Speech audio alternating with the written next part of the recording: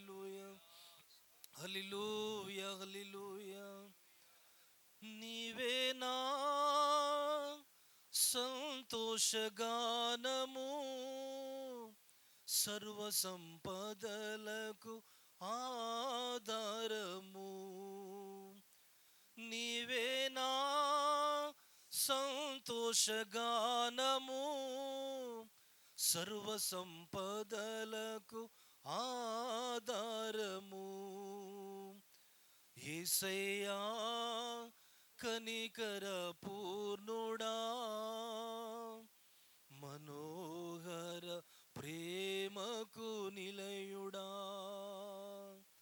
యేసయ్యా కనికర పూర్ణుడా, మనోహర ప్రేమకు నిలయుడా. మహాపరిశుద్ధుడా, ప్రేమ కలిగిన మా ప్రియ పరలోకపు తండ్రి, ఆరాధనకు యోగ్యుడా, మీకు వందనాలు చెల్లిస్తూ ఉన్నాం.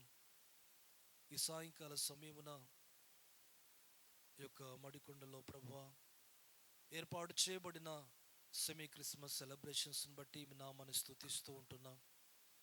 గొప్ప దేవ, ఇంతవరకు మీరు మా మధ్యలో ఉండి పాటల ద్వారా, స్తుతి ఆరాధన ద్వారా మీరు మహిమ పొందినందుకే వందనాలు చెల్లిస్తూ ఉన్నాం. మీరు మా మధ్యలో ఉన్న విధానము కొరకై స్తోత్రమయ్యా.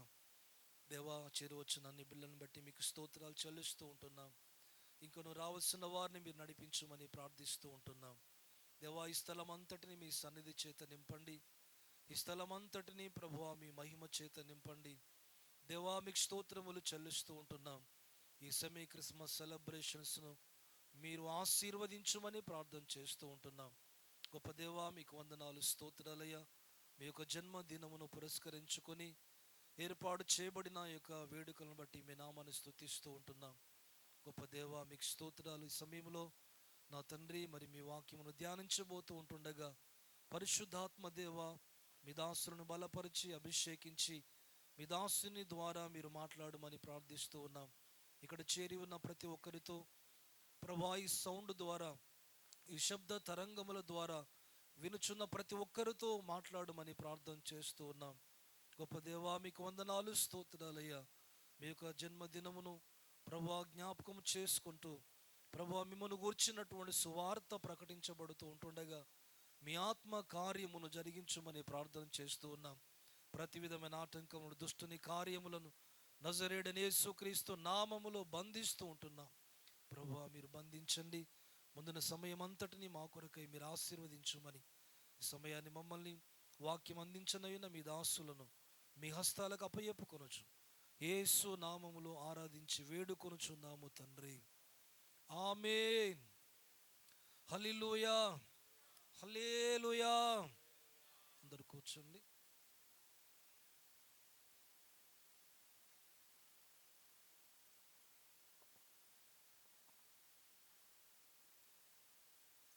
దేవుని పరిశుద్ధ నామమునకు మహిమ కలుగునుగాక. ఈ సమయంలో మరి ఈ క్రిస్మస్ మాసములో ఈ దినము ఈ ప్రాంతాన్ని ప్రేమించి ప్రభు ఏర్పాటు చేసిన సెమీ క్రిస్మస్ వేడుకలను బట్టి దేవునికి మహిమ కలుగునుగాక. ఇంతవరకు చక్కగా పాటలు పాడి ప్రభువును మహిమపరిచి ఉన్నాం, ప్రభువును ఆరాధించి ఉన్నాం. కొద్ది నిమిషాలు దేవుని వాక్యాన్ని మనం ఈ సమయంలో విందాం. క్రిస్మస్ సందేశాన్ని మనకు అందించడానికి దైవజనులు మన మధ్యలో ఉన్నారు. షాలింగ్ గాస్పల్ మినిస్ట్రీస్ వ్యవస్థాపక అధ్యక్షులు పాస్టర్ ఐజయ్ గారు మన మధ్యలో ఉన్నారు. ఈ సమయంలో క్రిస్మస్ సందేశాన్ని మనకందరికీ వారు అందిస్తారు. అందరం శ్రద్ధగా దేవుని యొక్క వాక్యాన్ని మనం విందాం.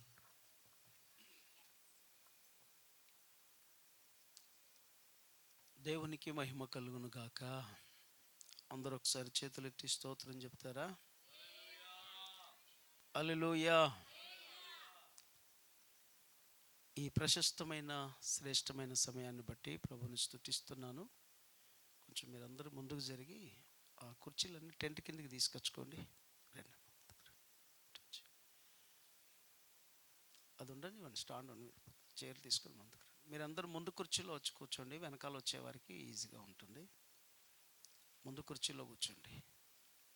ఇటు రండి, ఇటంతా ఖాళీగా ఉంది కదా. ఆ కుర్చీలు ఇక్కడ వేయండి బాబు. కుర్చీలన్నీ ఇక్కడ వేయండి. టెంట్ను వదిలిపెట్టి మీరు అక్కడ వెనకాల ఉన్నారు. ఓకే, దేవునికి మహిమ కలుగును గాక. ఈ శ్రేష్టమైన సమయాన్ని, విలువైన సమయాన్ని ప్రభు మనకిచ్చినందుకై ఆయనకే సమస్త మహిమ, ఘనత, ప్రభావములు కలుగును గాక. ఓకే, దేవునికి స్తోత్రం. ఈ సమయంలో మరి ఈ క్రిస్మస్ దినాల్లో, బాబు ప్రశాంతంగా కూర్చోండి. ఈ క్రిస్మస్ దినాల్లో అనగా ప్రభు అయిన యేసు క్రీస్తు ఈ భూమి మీదికి మనుష్య కుమారుడిగా లేక నరవతారిగా దేవాతి దేవుడు సృష్టికర్త అయిన ప్రభువు మరి భూమి మీద ఆయన జన్మించడంలో ఉన్న విశేషమును, విశిష్టతను, ఆ గొప్పతనాన్ని ఈనాడు మనం జ్ఞాపకం చేసుకుంటే మన గుండెల నిండా సంతోషము, ఆనందము ఉప్పొంగుతుంది. యేసుక్రీస్తు ప్రభును గూర్చి మనం ఆలోచన చేసినప్పుడు ఆయన ఒక ప్రాంతానికి, లేకపోతే ఒక కులానికి, లేకపోతే ఒక మతానికి, ఒక దేశానికి, ఒక భాషకి చెందినటువంటి వాడు కాదు. యేసు అనే మాటకి మరి ఒక శ్రేష్టమైన అర్థం ఉంది. ఈ రాత్రి ఆ అర్థాన్ని, ఆ భావాన్ని మీరందరూ గమనించాలని కోరుకుంటూ ఉన్నాను. పరిశుద్ధ గ్రంథం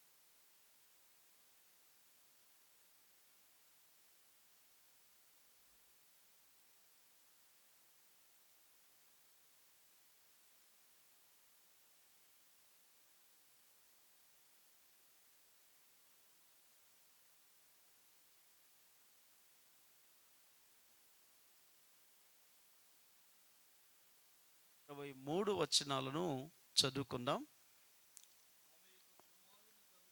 ఆమె యొక్క కుమారుణ్ణి కనును, తన ప్రజలను వారి యొక్క పాపముల నుండి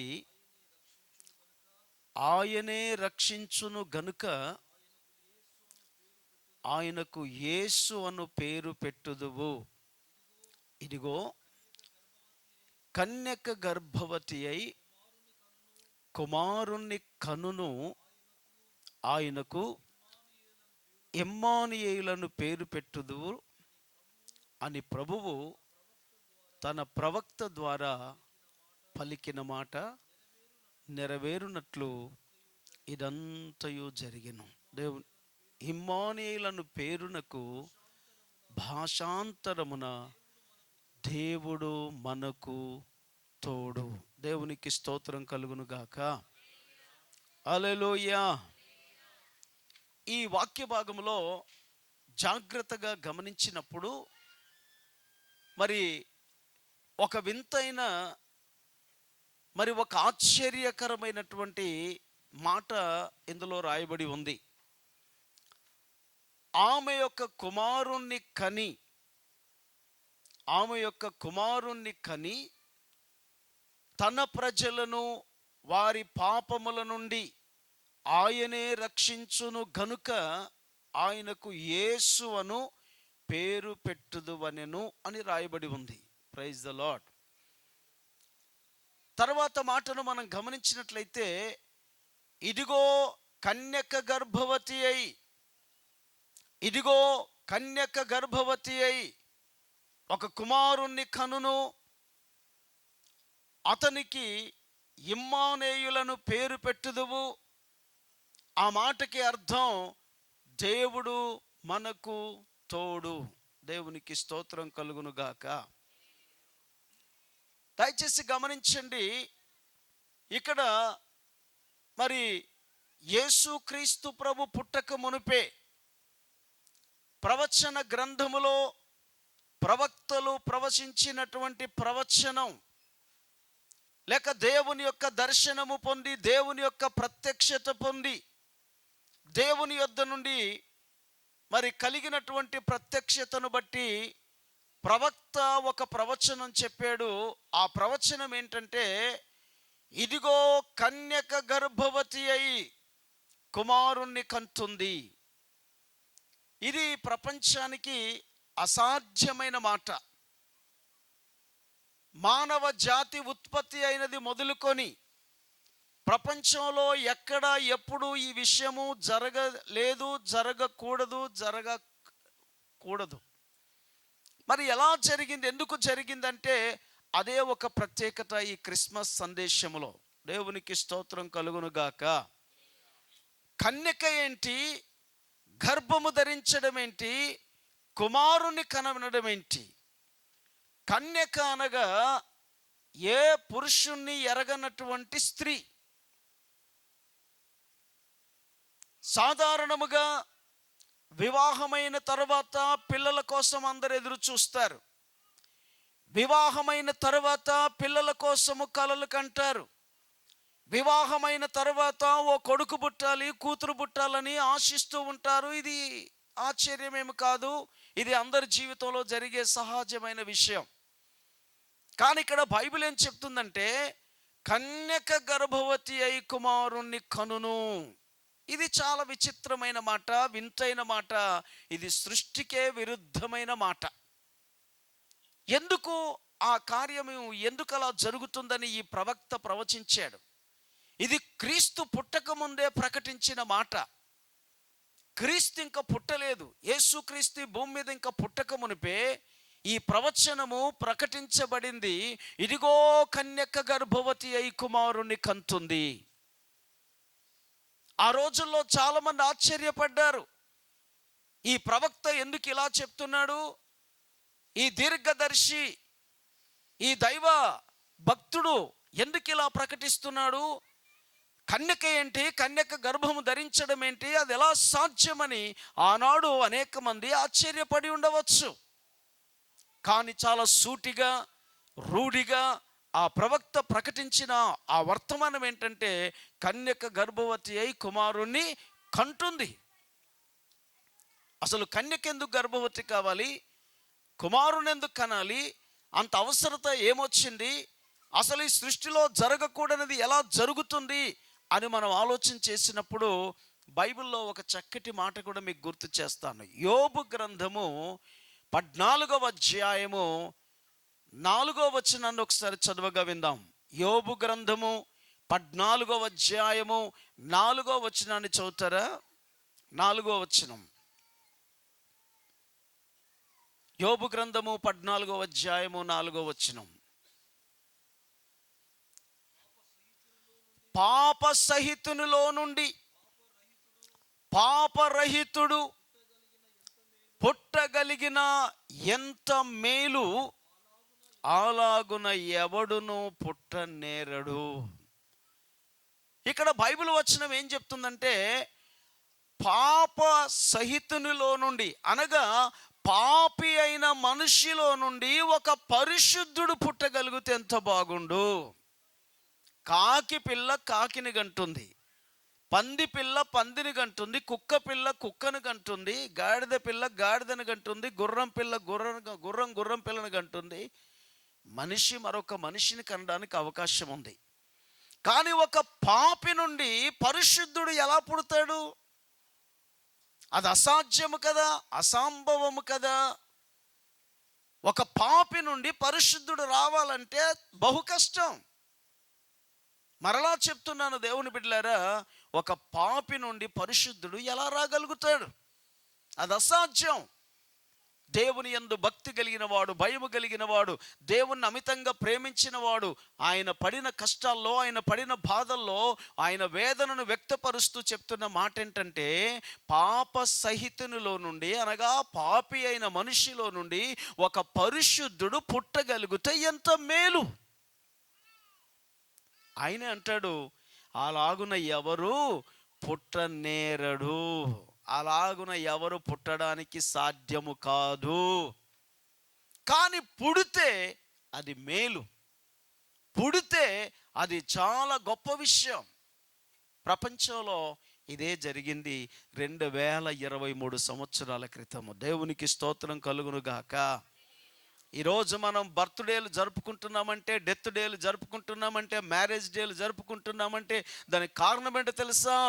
యేసు క్రీస్తు ప్రభు ఈ యొక్క భూమి మీద పుట్టిన నాటి నుండి క్రీస్తు శకము 2023 సంవత్సరంలో డిసెంబర్ మాసం 17వ తేదీన మనం ఉన్నామని చెప్పుకుంటున్నామంటే దానికి కారణం ఎవరో తెలుసా? యేసు క్రీస్తు ప్రభు. హల్లెలూయా. ఈ ప్రపంచంలో ఒక మనుషుడు పుట్టగానే పలానా తేదీన, పలానా రోజున, పలానా నెలలో, పలానా సంవత్సరంలో పలానా కుమారుడు పుట్టాడని గ్రంథంలో లేక బుక్లో రాసి పెట్టుకుంటారు. ఎలా సాధ్యమైంది? ఈరోజు క్రీస్తు శకము 2023 సంవత్సరం అని చెప్పుకుంటున్నామంటే దీనంతటికి కారణము ఇదిగో కన్యక గర్భవతి అయి కుమారుణ్ణి కనడమే. ఇది సృష్టికర్త అయిన దేవుని యొక్క గొప్ప ప్రణాళిక. అందుకే కన్యక గర్భవతి అయి కుమారుని కంటుంది. పాప సహితునిలో నుండి పాపరహితుడు పుట్టగలిగిన ఎంత మేలు, అలాగూ ఎవరు పుట్టలేరు. అయితే పాప సహితమైన ఈ లోక ప్రజలలో నుండి ఒక పరిశుద్ధుడు పుట్టాడు, ఆయనే యేసుక్రీస్తు. ఆమేన్. బైబిల్ అక్కడ ఏం చెప్పిందంటే, ఆమె అనగా కన్యక, ఇంకా వివాహము కానటువంటి ఒక కన్యక గర్భము ధరించి ఒక కుమారుని కంటుంది. ఆ కుమారుడు ఎవరో తెలుసా? తన ప్రజలను వారి పాపముల నుండి ఆయనే రక్షిస్తాడు గనక ఆయనకు రక్షకుడు అని పేరు పెడతారు. తన ప్రజలంటే ఎవరు? ఏ మతం వారు, ఏ కులం వారు, ఏ జాతి వారు, ఏ దేశం వారు ఆయన ప్రజలు? మనమున్న భూమి ఒకటే, మన పైనున్న ఆకాశం ఒకటే, సూర్యుడు ఒక్కడే, మనం పీల్చుకునే గాలి ఒకటే. ఏ దేశం వాడి రక్తము చూచినా ఎర్రగానే ఉంటుంది కానీ తెల్లగానో నల్లగానో ఉండదు. కాబట్టి మానవ జాతి అంతా ఒకటే. మానవులందరినీ సృష్టించిన సృష్టికర్త అయిన దేవుడు ఒక్కడే. స్తోత్రం కలుగును గాక. అర్థం చేసుకున్న వారు, జ్ఞానము కలిగిన వారు, విజ్ఞానులైన వాళ్ళు చెప్పే మాట ఏంటంటే గాడ్ ఈజ్ వన్. ఏకీ భగవానే, దేవుడు ఒక్కడే, పరమేశ్వరుడు ఒక్కడే, సృష్టికర్త ఒక్కడే. అవును, ఆ ఒక్కడై ఉన్న దేవుడు మానవుణ్ణి సృష్టించి మానవుని కొరకు ఈ భూలోకములో అన్ని సిద్ధపరిచి మానవుణ్ణి సృజించిన తర్వాత మానవుడు చేసిన పని ఏంటంటే సృష్టికర్తను వదిలిపెట్టి సృష్టిని నమ్ముకొని బ్రతుకుతున్నాడు. ఈ రోజుల్లో మనిషి నిజంగా దేవుణ్ణి ఎంత ప్రేమిస్తున్నాడంటే చాలా ప్రేమిస్తున్నాడు. దేవుని ప్రేమ, దేవుని మీద ఉన్న ప్రేమ, దేవుని మీద ఉన్న గౌరవం, దేవుని మీద ఉన్నటువంటి మమకారం, దేవుని మీద ఉన్నటువంటి భక్తిలో ఓ పశువును చూసినా దేవునిగానే భావిస్తున్నాడు, ఓ చెట్టును చూసినా దేవునిగానే భావిస్తున్నాడు, ఓ కుక్కను చూసినా దేవునిగానే భావిస్తున్నాడు, ఒక పామును చూసినా దేవునిగానే భావిస్తున్నాడు. కారణం ఏంటో తెలుసా? ఈ సృష్టి అంతటిలో కూడా దేవుడు ఉన్నాడని ఒప్పుకుంటున్నాడు. దేవునికి స్తోత్రం కలుగును గాక. హల్లెలూయా. అయితే ఒకటి గమనించండి, నిజమే ఈ సృష్టి అంతటిని కలగజేసిన వాడు దేవుడే. ఈ సృష్టిని అంతటిని కూడా మరి నిర్మించిన వాడు తన పోలికలో, తన స్వరూపములో మానవుణ్ణి సృజించిన వాడు కూడా దేవుడే. ఆ దేవుణ్ణి నువ్వు నేరుగా కలుసుకోకుండా, ఆ దేవుని వైపు నువ్వు చూడకుండా, ఆ దేవుడు సృష్టించిన సృష్టిని నమ్ముకొని ఈరోజు మనం బ్రతుకుతున్నాం. దేవుడు నాకేమైనా తిండి పెడతాడా, నేను ఉద్యోగం చేసుకుని బతుకుతున్నాను అనేవాడు కూడా ఉన్నాడు ప్రపంచంలో. ఏ దేవుడు లేడు, నేను కష్టపడి బ్రతుకుతున్నాను అనుకునే వాళ్ళు కూడా ఉన్నారు. లేదు లేదు ప్రతిదానిలో దేవుడు ఉన్నాడని నమ్మే వాళ్ళు ఉన్నారు. అయితే ఒక విషయం, మనిషి జన్మత కర్మత పాపిగానే బ్రతుకుచున్నాడు. జన్మలో పాపముంది, క్రియలలో పాపముంది, మాటల్లో పాపముంది, చూపుల్లో పాపముంది, హృదయములో పాపముంది.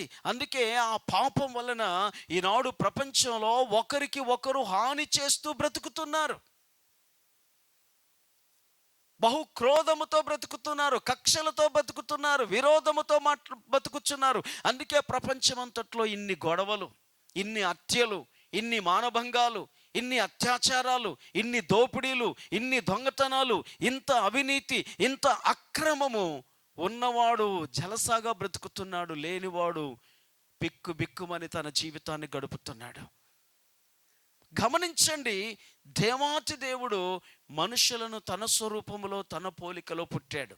మతం ఏదైనా, కులం ఏదైనా, దేశం ఏదైనా, భాష ఏదైనా, ఉన్నత కులస్తుడైనా మామూలు కులస్తుడని చెప్పుకుంటున్న వాడైనా, అందరినీ సృష్టించిన సృష్టికర్త దేవుడు ఒక్కడే.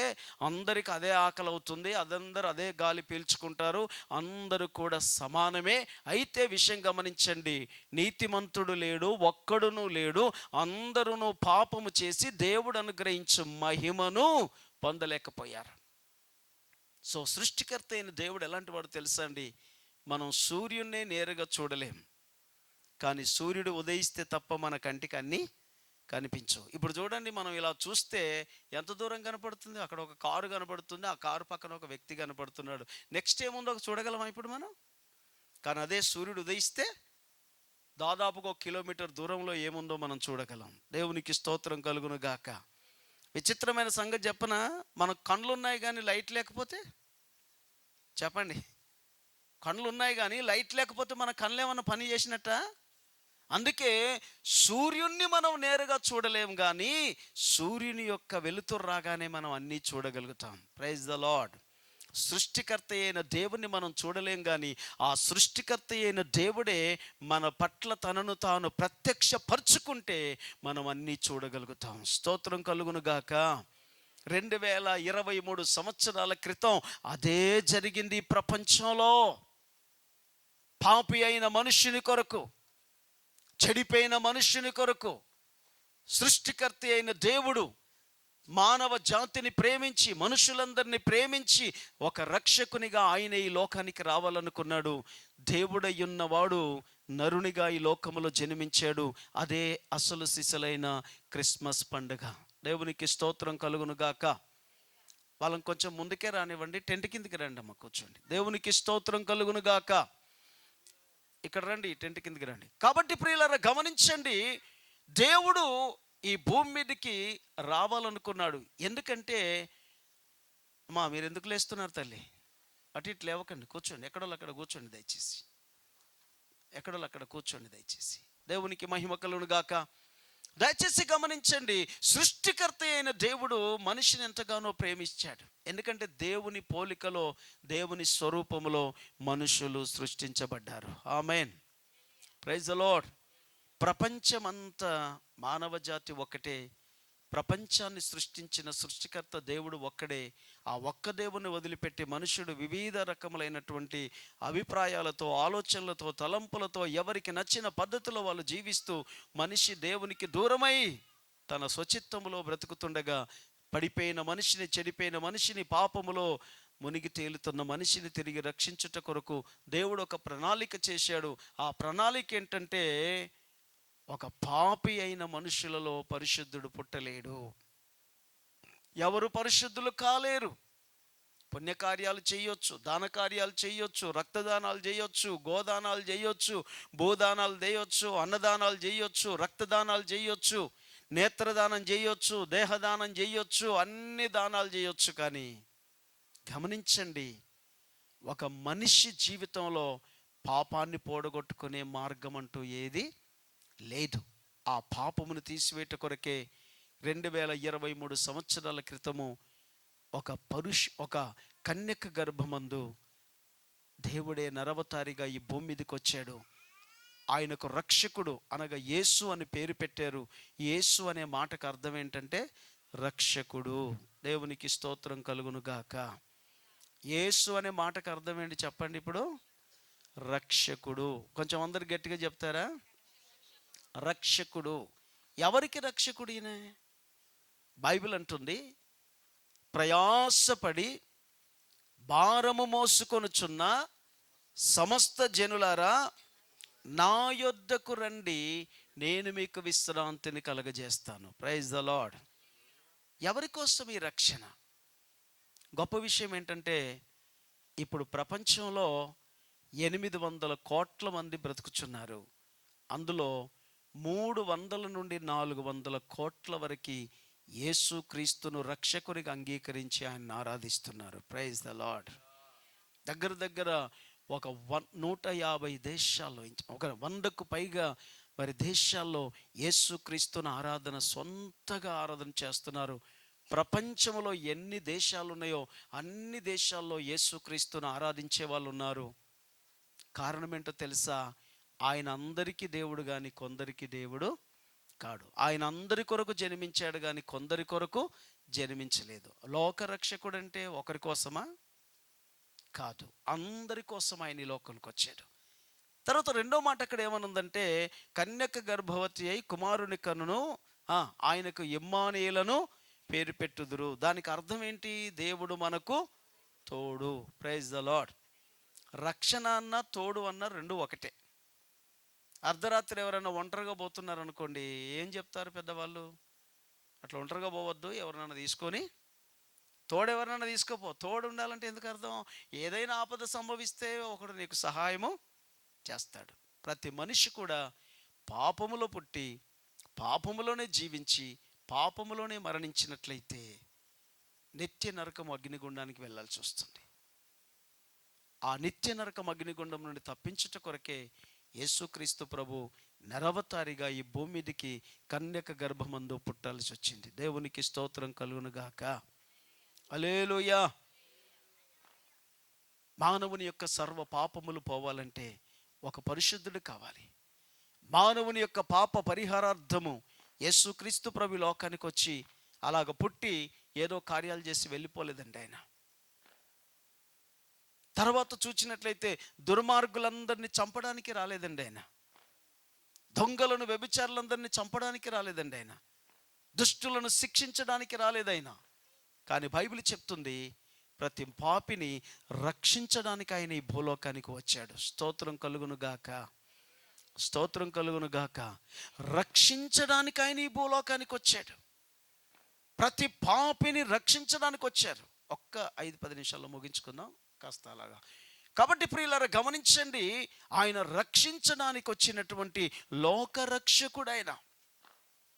అందుకే ఈరోజు క్రిస్మస్ ఆరాధన, క్రిస్మస్ అనే ఈ సెలబ్రేషన్, క్రిస్మస్ అనే ఈ పండుగను ఒక మూలన కాదు, ఒక వీధిన కాదు, ఒక ప్రాంతము కాదు, ప్రపంచ దేశాలన్నీ కూడా యేసుక్రీస్తును ఈ భూమి మీద పుట్టిన సందర్భాన్ని జ్ఞాపకం చేసుకొని అనేక దేశాల్లో దీన్ని సెలబ్రేషన్ చేసుకుంటున్నారంటే ఒకే ఒక కారణము, లోకరక్షకుడు ఆయన.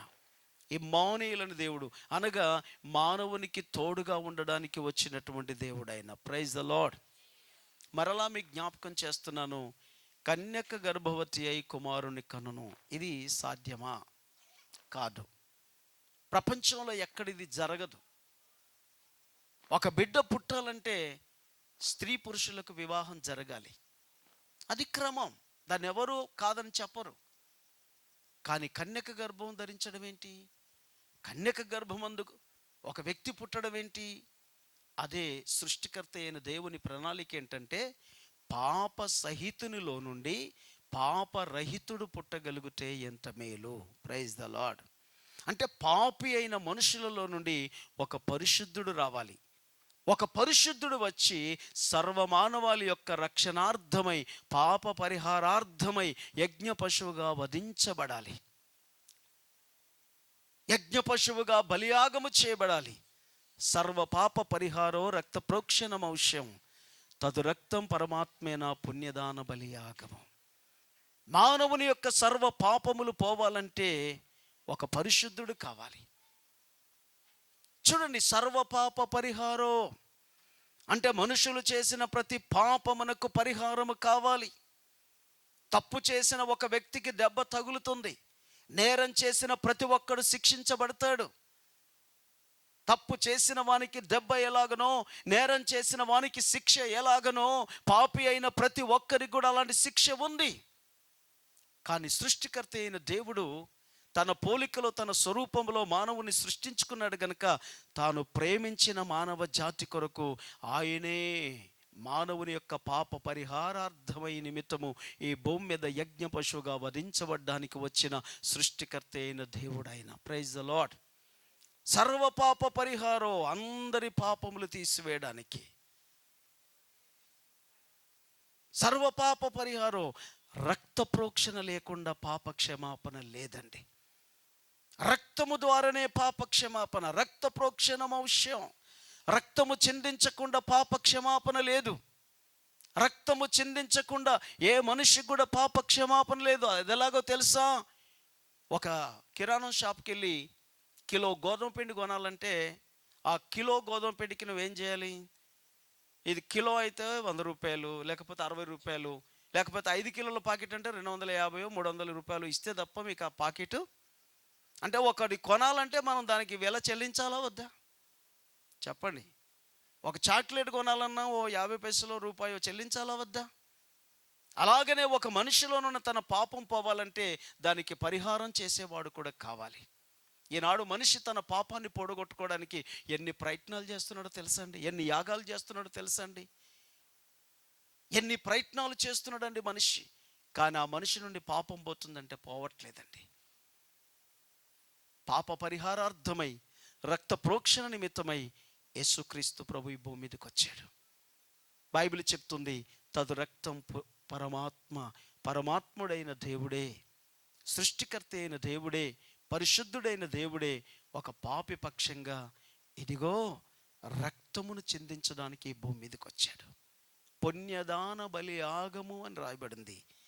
అనగా ఉచితంగా ఆయన త్యాగం చేయాలి. ఈరోజు ఒక కోడి మనకు ఉచితంగా ఎవరెవరు? కోడి గుడ్డు కూడా ఎవరు ఉచితంగా ఇవ్వరు మనకి. కానీ ఆయన మన కొరకు ఉచితంగా మనకు పాప క్షమాపణ ఇవ్వడం కొరకు, పాపము నుండి రక్షించుట కొరకు యేసుక్రీస్తు ప్రభు ఈరోజు మరి కన్యక గర్భమందు జన్మించినట్లుగా బైబిల్ చెప్తుంది. గొప్ప విషయం చెప్పనా? ఆయన చనిపోయి అందరిలాగా బ్రతికి, అందరిలాగా జీవించి, ఏదో వివాహాలు చేసుకొని, పిల్లలను కని, ఏదో పేరు సంపాదించుకొని, నీతి బోధలు చేసి చనిపోయి సమాధి పెట్టబడింది, అయిపోయింది అనడానికి వీలు లేదు. యేసుక్రీస్తు ప్రభు 3.5 సంవత్సరాలు మాత్రమే ఆయన బోధ చేశాడు. ఆయన బోధ ఈ గ్రంథంలో రాయబడి ఉంది. ఆయన జరిగించిన గొప్ప పని ఏంటో తెలుసా? మనుషులందరి పాపం కొరకు ప్రపంచం యొక్క నడిబొడ్డున మన ఆసియా ఖండంలోనే ఇప్పటికీ ఉన్న ఇశ్రాయేలు దేశంలో సర్వమానవాళి యొక్క రక్షణార్థమై ఆయన సిలువలో తన ప్రాణాన్ని పెట్టాడు. తలలో ముండ్ల కిరీటం, చేతుల్లో మేకులు, కాళ్ళల్లో మేకులు, ఆయన కొరడాలతో వీపంతో కొట్టబడింది. ఆయన నిలువెల్ల గాయపరచబడ్డాడు. ఆయనలో నుండి రక్తం ప్రవహిస్తుంది. నడినెత్తి మొదలుకొని అరిపాదం వరకు యేసు రక్తము మానవుల రక్షణ కొరకై కార్చబడింది. ప్రపంచంలో దేవుళ్ళు అనబడిన వారిలో, దేవతలు అనబడిన వారిలో చాలామంది ఉన్నారు. కానీ ఎవరైనా మానవ జాతి కొరకు, మానవుల రక్షణ కొరకు తాను బలి అయిపోయి రక్షణ కొరకు రక్తము కార్చిన వాళ్ళు ఎవరైనా ఉన్నారండి? చంపిన వాళ్ళు ఉండొచ్చు, కానీ చచ్చిపోయేవాడిని బ్రతికించిన వాళ్ళు మాత్రం లేరు. కానీ యేసయ్య నిలువెల్ల గాయపరచబడ్డాడు. ఎందుకో తెలుసా? మనిషి మనసులో పాపం ఉంది, మనిషి చూపులో పాపం ఉంది, మనిషి వినికిడిలో పాపం ఉంది, మనిషి అంతరంగములో పాపం ఉంది. నిలువెల్ల మనిషి పాపే. మనం అప్పుడప్పుడు అంటాం కదా, పాముకు విషము తలలో ఉంటే మనిషికి విషము నిలువెల్లు ఉందట. అంతేనా? పాముకు విషం ఎక్కడుందండి? మీకు ఒక విషయం తెలుసా?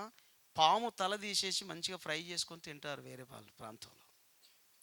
మనం కోడిని తిన్నట్టు, చేపను తిన్నట్టు, అవునా కదా? మరి పాముకు మరి ఆ యొక్క తలలో విషం ఉంటే మనిషికి నిలువెల్ల, ఈ భాష మన తెలంగాణలో వాడతారా లేదా? మనిషికి ఎక్కడ ఉంటుందట విషం? నిలువెల్ల ఉంటుందట. ఆ నిలువెల్ల ఉన్న విషాన్ని, పాపాన్ని, ఆ శాపాన్ని తొలగించుట కొరకే యేసుక్రీస్తు ప్రభు తల మొదలుకొని అరిపాదం వరకు నిలువెల్ల గాయపరచబడ్డాడు, రక్తము చిందించాడు. ఆయన సిలువలో మరణించి, పాపి స్థానములో మరణించి, ఆయన చనిపోయి సమాధి చేయబడి 3వ దినమున మరణాన్ని జయించి తిరిగి లేచినవాడు యేసుక్రీస్తు. హల్లెలూయా. మీకు ఒక గొప్ప విషయం చెప్పనా? ఈ ప్రపంచంలో చనిపోయిన వాళ్ళందరి సమాధులు ఉన్నాయి. అందరి సమాధులు ఉన్నాయి. ఇప్పుడు మన దేశంలో పేరుగాంచినటువంటి ఎంతోమంది గొప్పవాళ్ళు, రాష్ట్రపతులుగా ఉన్నవాళ్ళు, ప్రధానమంత్రులుగా ఉన్నవాళ్ళు, ముఖ్యమంత్రులుగా ఉన్నవాళ్ళు, గవర్నర్లుగా ఉన్నవాళ్ళు, గొప్ప గొప్ప న్యాయమూర్తులుగా ఉన్న వాళ్ళందరూ చనిపోయారు. అందరి సమాధులు ఇప్పుడు అలాగనే మూయబడి ఉన్నాయి. సంవత్సరానికి ఒక్క మారు వెళ్ళి ఆ సమాధి నిండా పూలతో శ్రద్ధాంజలి ఘటించి వస్తున్నారు. కానీ యేసుక్రీస్తు సమాధి ఈ రోజు వరకు ఖాళీగా ఉంది మన ఆసియా ఖండంలో. Praise the lord. మరణాన్ని జయించి తిరిగి లేచిన వాడు చరిత్రలో యేసు ఒక్కడే. ఎవరి సమాధి అన్నా ఇప్పుడు ఖాళీగా ఉందంటే అది యేసుక్రీస్తు సమాధి మాత్రమే.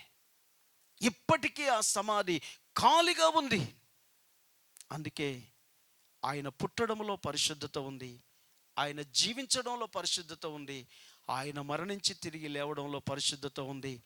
పాపం వల్ల వచ్చు జీతం మరణం, అది నిత్య నరకం అగ్నిగుండం. అయితే ప్రభు అయిన యేసుక్రీస్తునందు నిత్య జీవం పరలోక రాజ్యం అని బైబిల్ చెప్తుంది. సరే, ఇదంతా చెప్తున్నావు, బాగానే ఉంది. అసలు మమ్మల్ని ఏం చేయమంటావు? మేమేం చేస్తే ఆ స్వర్గానికి పోతాం, మేమేం చేస్తే పరిశుద్ధులుగా మారుతామంటే, నేను ఇందాక చెప్పినట్లు మన దానాలు, మన ధర్మాలు, మన పుణ్యకార్యాలు ఏవి మనలను పవిత్రులుగా చేయలేదు. మాట మారలేదు, చూపు మారలేదు, ప్రవర్తన మారలేదు, జీవితం మారలేదు. అయితే ఒక విషయం, మనల్ని సృష్టించిన తండ్రి ఈ భూలోకానికి వచ్చి మన కొరకు ఏదైతే త్యాగం చేశాడో ఆ యేసు రక్తములో కడగబడితే తప్ప మనం మోక్షానికి చేరలేం. యేసయ్య స్పష్టంగా చెప్పాడు, నేనే మార్గమును సత్యమును జీవమునై ఉన్నాను. మీకు ఒక శ్లోకం తెలుసా? ప్రతి స్కూల్లో కాలేజీల్లో రాసి పెడతారు. ఏం శ్లోకం చెప్పండి? 3 మాటలు ఉంటాయి కదా, ఎవరైనా తొందరగా చెప్పండి, నాకు గుర్తుకు రావట్లేదు. ఏం శ్లోకం అది? చూశారా, చదువుకున్న వాళ్ళందరూ మర్చిపోతారు. మా లెక్చరర్ గారు చెప్తారు.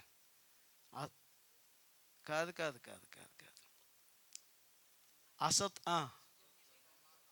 అసతోమ సద్గమయ. ఒక్కొక్కటి చెప్పండి, మాకు అర్థం కావాలి. అసతోమ, మా అన్న చలికి తడిచిపోయింది, నత్తి మాట్లాడుతున్నాడు.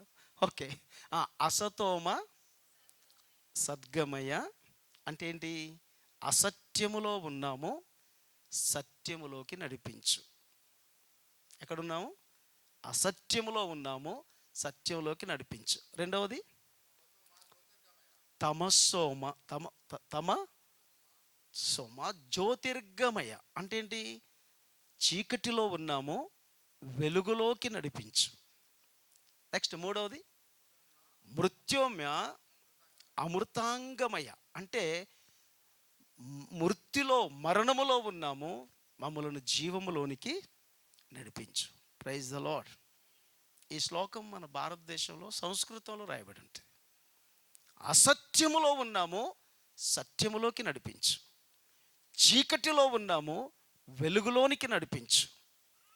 మరణములో, మృతిలో ఉన్నాము, ఇదిగో జీవములోకి నడిపించు. ఈ అద్భుతమైన మాట ఎవరు చెప్పలేదు, యేసయ్య చెప్పాడు. యోహాను సువార్త 14వ అధ్యాయం 6వ వచనం, తొందరగా చదవండి. నేను ఊరికే చెప్పట్లేదు, అది యోహాను సువార్త 14వ అధ్యాయం 6వ వచనం. తొందరగా చదువుతారా? యేసయ్య చెప్పిన మాట, నేనే మార్గమును సత్యమును జీవమును, నా ద్వారానే తప్ప ఎవ్వడును తండ్రి అనగా సృష్టికర్త అయిన దేవుని దగ్గరికి, స్వర్గానికి రాలేరు.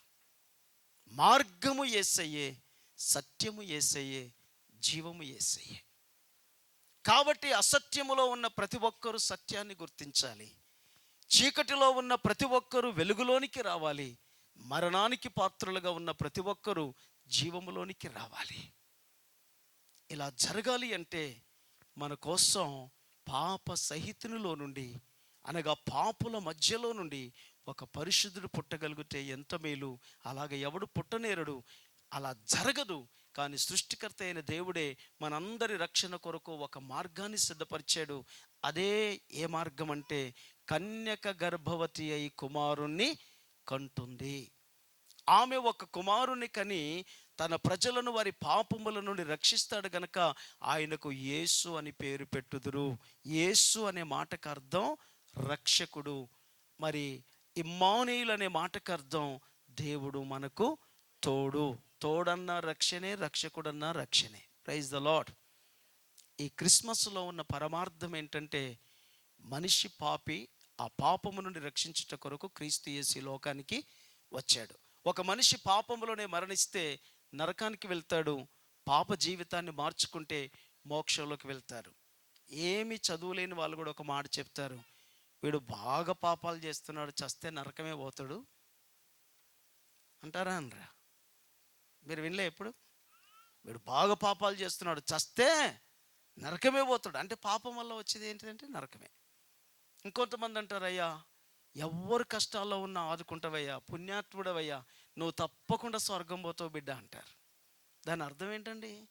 మంచి పనులు చేసినోడు స్వర్గము, చెడు పనులు చేసిన వాళ్ళందరూ నరకం. అంటే నరకం ఉంది, స్వర్గం ఉంది అనేది వాస్తవమేగా.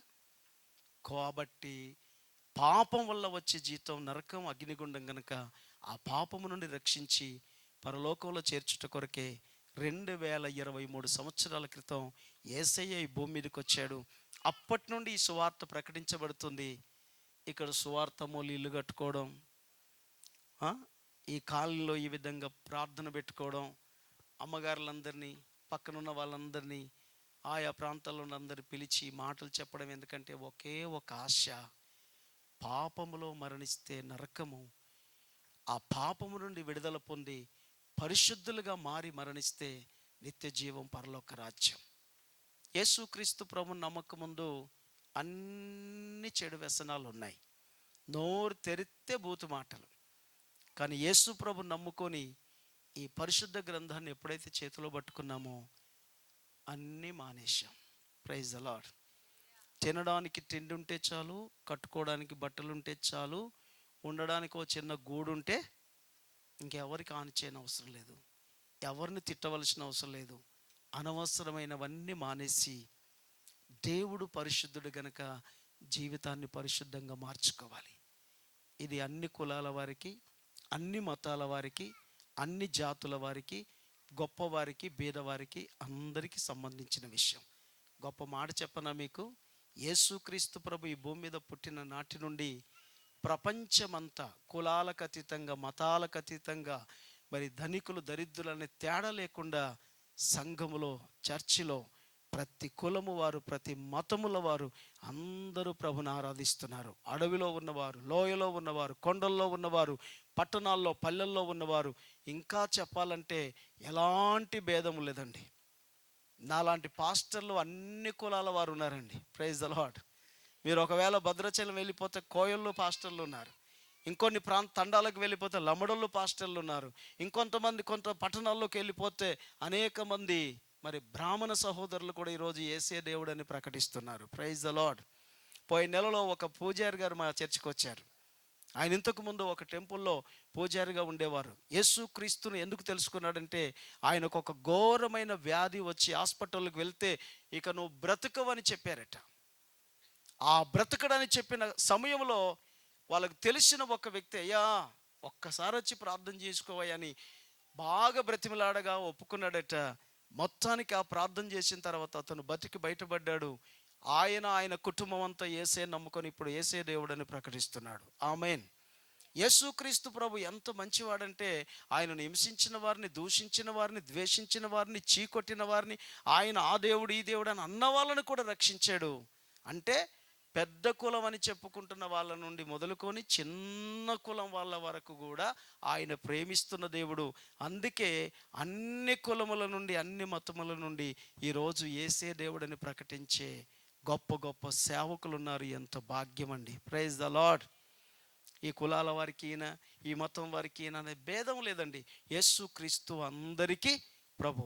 అలాంటి గొప్ప దేవుని మాటలు విని ఈ క్రిస్మస్ దినాల్లో ఒక కేక్ ఎందుకు కట్ చేస్తామంటే, మనం పుట్టినందుకు కేకులు కట్ చేసుకుంటాం. దేవునికి పుట్టిన రోజుకి మనం కేకులు కట్ చేసేంత గొప్పలమా? ఏం లేదు, పండుగ చేసుకుంటున్నాం కనుక సమరం కోసమో కేక్ కట్ చేసుకుంటాం. Praise the lord. అది దానివల్ల మనకు ఏదో కడుపులో వేసుకోవడమే తప్ప దానివల్ల ఏదో పుణ్యం వస్తుంది లేకపోతే ఇంకేదో వస్తుంది అనేది ఏమీ లేదు. మీ సమయం వచ్చింది పిల్లలు, కొంచెం ఆగండి, మీ సమయం వచ్చింది, ఆగండి. ఓకే, ముగించేస్తున్నాను. కూర్చోండి. మీరు చాలా మంచి బాబు, కేక్ తీసుకొని రండి. ఇది అసలు క్రిస్మస్లో ఉన్న మర్మం ఏంటంటే, ఒక పాపి అయిన మనిషిని రక్షించుట కొరకు ఒక పరిశుద్ధుడిగా దేవాతి దేవుడే ఈ భూమి మీదకి రావాల్సి వచ్చింది. ఎందుకంటే అందరూ పాపం చేసిన వాళ్ళే, ఒక పాపి ఇంకొక పాపిని రక్షించలేడు కదా. కాబట్టి పరిశుద్ధుడు ఈ లోకానికి రావాల్సి వచ్చింది. ఈ శుభ సందర్భంలో యేసుక్రీస్తు ప్రభును నమ్మి ఆయన రాజ్యంలో చేరాలంటే మతం మారాల్సిన అవసరం లేదు, కులం మారాల్సిన అవసరం లేదు. యేసుక్రీస్తు లోకరక్షకుడని నీ హృదయంలో నమ్మి నీ నోటితో ఒప్పుకుంటే చాలు, నువ్వు రక్షించబడి దేవుని రాజ్యంలో ప్రవేశిస్తావు. అలాంటి రక్షణ విమోచన దేవుడు మనందరికీ దయచేయునుగాక. ఒకసారి అందరు కళ్ళు మూసుకుంటారా? ఒక చిన్న మాట ప్రార్థన చేసుకుందాం. ఒకసారి అందరు కళ్ళు మూసుకుందాం, చిన్న మాట ప్రార్థన చేసుకుందాం. థ్యాంక్ యూ లార్డ్, హల్లెలూయా. ఇది ఓపెన్